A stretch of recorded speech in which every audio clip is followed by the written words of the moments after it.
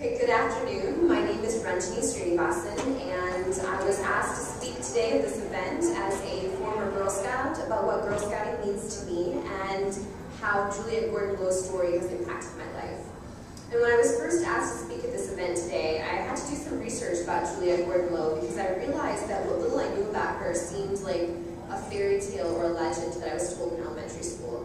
So let me first give you some background information on myself. I am a former Girl Scout, and I started Girl Scouting when I was in kindergarten. So I started with daisies, and I went all the way through brownies and juniors and cadets, and eventually became a senior. And I eventually earned my gold award, which I was very proud of. And after high school, I went into a program at Michigan State University that gave me direct admission to medical school straight out of high school. So here I am now, 8 years later, and in less than 7 months, I will finally be at the end of my education and I will be a doctor. And I've spent the last year of medical school debating what it is that I wanted to specialize in. And there are two things that I really love, and they are pediatrics and surgery. And I know that whenever I say this to people, they always raise their eyebrows at me and they say, wow, those two things are so different. But I guess they appeal to me because pediatrics lets me focus on the side of myself that's more caring and nurturing. And the surgery side lets me be more aggressive and hands-on and solve problems. So I decided that I wanted to do pediatric surgery. And I cannot tell you how many people have discouraged me from pursuing this dream. I actually sat down with my advisor one day and he said to me, Ranjini, I think that as a woman, you should think long and hard before you pursue surgery because it's very difficult for women to get married and have children and still have a demanding career like surgery. And he is not the only one.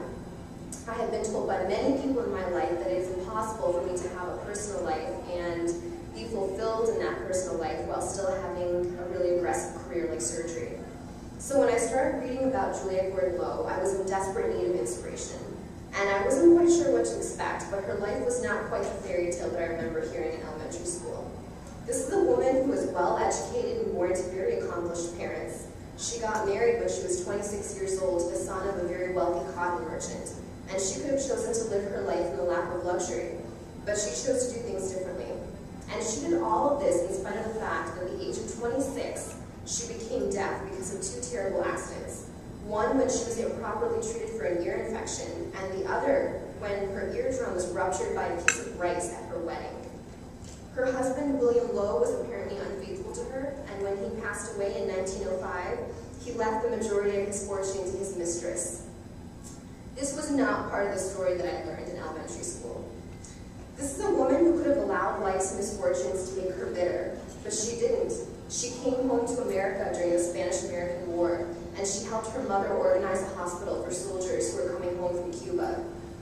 She was brave enough to start an organization that empowered and supported young women during a time when they didn't even have the right to vote. What really inspired me about Juliette Gordon-Lowe was that she didn't have a reservoir of strong, accomplished women to look up to, but she chose instead to be the first. She made the decision to call up her cousin on one fateful night in 1912, and she said, "Come right over. I've got something for the girls of Savannah and all of America and all of the world, and we are going to start it tonight." And she was right.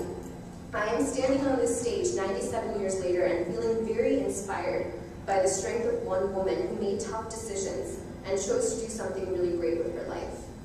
I don't know what's going to happen in my own future. I may become a surgeon or I may become a pediatrician, but I do know one thing for certain. I will not allow myself to be afraid to do great things with my life because I'm a woman. And I'm lucky because I do have strong women who I can look up to, and I hope that someday I will be an inspiration for a young girl who is afraid to pursue the things that she wants. And that's what Girl Scouts is about. It's about creating a reservoir of strong, compassionate women who are not afraid to do great things with their lives, but they're still caring enough to stop and look back at the younger generation and serve as mentors for that next batch of young girls. So I hope as you enjoy the rest of this program today, you are as inspired as I am by Juliette Gordon-Lowe and the greatness of one woman's life and its ability to encourage others to lead equally great lives. Thank you.